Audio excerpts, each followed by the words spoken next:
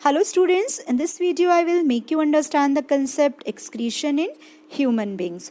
तो जिस तरह से रेस्पिरेशन फोटोसिंथेसिस में जो गैसियस वेस्ट था, जैसे CO2 और O2 गैसियस वेस्ट था, फोटोसिंथेसिस के लिए गैसियस वेस्ट कौन हुआ? ऑक्सीजन। तो फोटोसिंथेसिस प्रोसेस में ऑक्सीजन को रिमूव किया जा रहा था और रेस्पिरेशन में CO2 को रिमूव कर रहा था।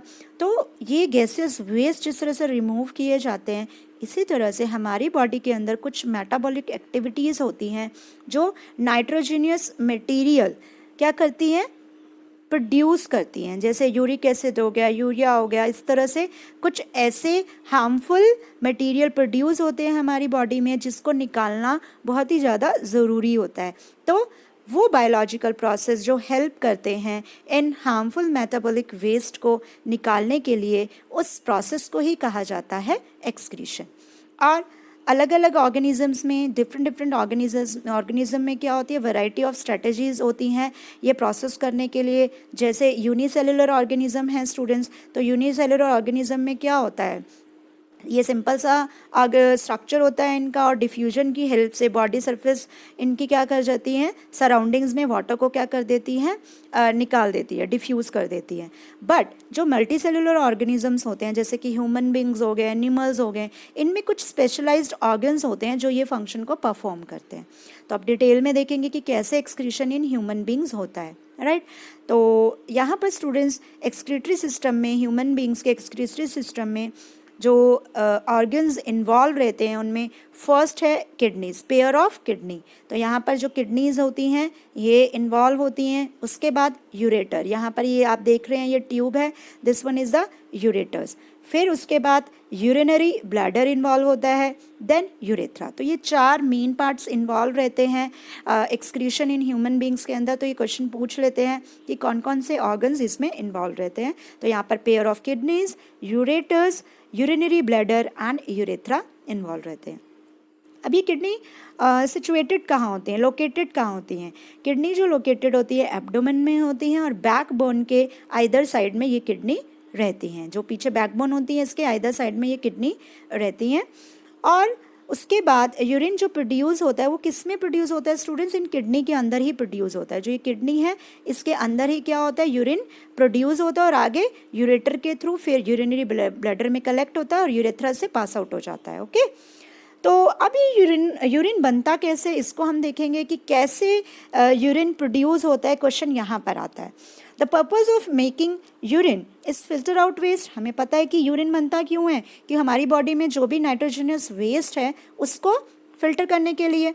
अब जैसे रेस्पिरेशन में हमने देखा CO2 को रिमूव किया गया ब्लड से लंग्स के अंदर, इसी तरह से नाइट्रोजनियस वेस्ट जो होता है, जैसे नाइट्रोजनियस वेस्ट में यूरिया आ गया, यूरिक एसिड आ गया, ये हमारे बॉडी के अंदर जो होता है इसको ब्लड के थ्रू किडनी में आता है ये, और किडनी में क्या होता है? ये फिल्ट्रेशन की प्रोसेस से आगे हम देखेंगे कि कैसे फिल्टर होता है और कहाँ पे फिल्टर होता है। ये किडनी में मेन फिल्टर होता है। इसलिए जो बेसिक फिल्ट्रेशन यूनिट होती है स्टूडेंट्स वो क्या होती है?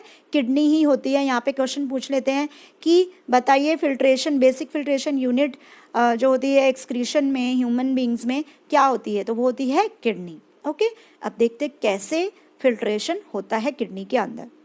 अब स्टूडेंट्स किडनी के अंदर नेफ्रॉन्स होते हैं। क्या होते हैं? नेफ्रॉन होते हैं, और नेफ्रॉन बहुत ही ज़्यादा अमाउंट में होते हैं। मिलियन ऑफ नेफ्रॉन्स हमारी किडनी में रहते हैं, और ये नेफ्रॉन ही क्या करते हैं? फिल्ट्रेशन का काम करते हैं। ओके, तो एक नेफ्रॉन नहीं होता यहाँ पर। तो एक नेफ्रॉन को एनलार्ज करके दिखाया गया है कि नेफ्रॉन का स्ट्रक्चर कैसा है, बट किडनी के अंदर बहुत सारे नेफ्रॉन्स होते हैं जो ये काम करते हैं, फिल्ट्रेशन का काम करते हैं। ओके, तो अब इसको डिटेल में देखेंगे कि नेफ्रॉन होता क्या है और कैसे ये वर्क करता है। अब यहाँ पर देखिए जो नेफ्रॉन पूछेंगे क्वेश्चन में कि नेफ्रॉन होता क्या है। किडनी के अंदर large numbers of filtration units होती हैं जिन्हें कहा जाता है नेफ्रॉन्स, और ये क्लोज पैक रहती है, और बहुत सारी यूनिट्स होती हैं जो काम करती हैं नेफ्रॉन का। अब होता क्या है, यहाँ पर आप स्ट्रक्चर को अगर ध्यान से देखेंगे, यहाँ पे कप लाइक स्ट्रक्चर बना हुआ है। इस तरह से कप लाइक स्ट्रक्चर बना हुआ है जिसे नाम दिया गया है बोमेन कैप्सूल। ये कप लाइक स्ट्रक्चर है, इस तरह का होता है, और इसे बोलते हैं हम बोमेन कैप्सूल। ठीक है।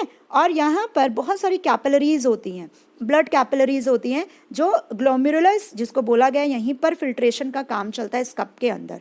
ओके, अब देख लेते हैं हम यहाँ पर हमें क्या समझाया गया कि some substances in initial filtrate such as glucose, amino acid, salts, major amount of water. अब स्टूडेंट्स जब फिल्टर होता है, क्या फिल्टर होगा कि जो नाइट्रोजनस वेस्ट है उसको अलग कर दिया जाएगा, और जो हमारी बॉडी के लिए यूज़फुल है जैसे ग्लूकोज हो गया, एमिनो एसिड हो गया, सॉल्ट हो गया, इसको अलग कर दिया जाएगा, राइट। मतलब रीअब्जॉर्ब कर लिया जाएगा as a urine flows along the tube, और यूरिन आ जाएगा ट्यूब के अंदर, ठीक है। तो the amount of water reabsorb depend on how much excess water there is in the body. मतलब कितना अमाउंट ऑफ वाटर रीअब्जॉर्ब किया जाता है, ये डिपेंड करता है हमारी बॉडी में कितना वाटर है। And how much of dissolved waste there is be excreted, और कितना वेस्ट एक्सक्रीट किया जाएगा यानी कि अलग किया जाएगा। The urine form in each kidney eventually enter in a long tube, जो यूरिन बनता है। अब हम यहाँ पर देखेंगे इस कैप्सूल, जो ये बर्मन कैप्सूल है, यहाँ पर फिल्टर होता है ग्लोमेरुलस के अंदर, और फिर फिल्टर होने के बाद 90% तो यहीं पर फिल्टर हो जाता है। ओके, और जितना हमारे लिए यूज़फुल है वो वापस भेज दिया जाता है, और जो नाइट्रोजनियस वेस्ट है वो स्टूडेंट्स आगे यहाँ पर इन ट्यूब्स में आता है, और यहाँ पर रीअब्जॉर्ब कर लिया जाता है जो बाकी का बचा हुआ वेस्ट है, और रीअब्जॉर्ब जो जैसे ग्लूकोज हो गया, यानी कि जो हमारे लिए यूज़फुल प्रोडक्ट है वो रीअब्जॉर्ब कर लिया जाए, यानी कि एब्जॉर्ब कर लेती है कैपिलरीज उनको, और वापस उसमें बॉडी में भेज देती है।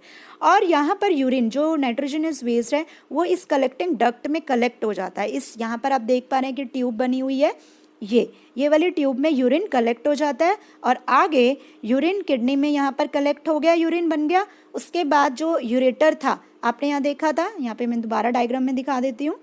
यस, यहाँ पे देखिए आप, किडनी में ये नेफ्रॉन ने काम किया फिल्ट्रेशन का, और फिर यहाँ पर किडनी में यूरिन प्रोड्यूस हो गया, और फिर ये यूरेटर है, यानी कि ये पाइप बनी हुई है, यूरेटर में आ गया यूरिन, और उसके बाद यूरिनरी ब्लैडर में आएगा, और उसके बाद यूरेथ्रा से हो जाएगा पास आउट, राइट। तो ये था स्टूडेंट्स हमारा एक्सक्रीशन इन ह्यूमन।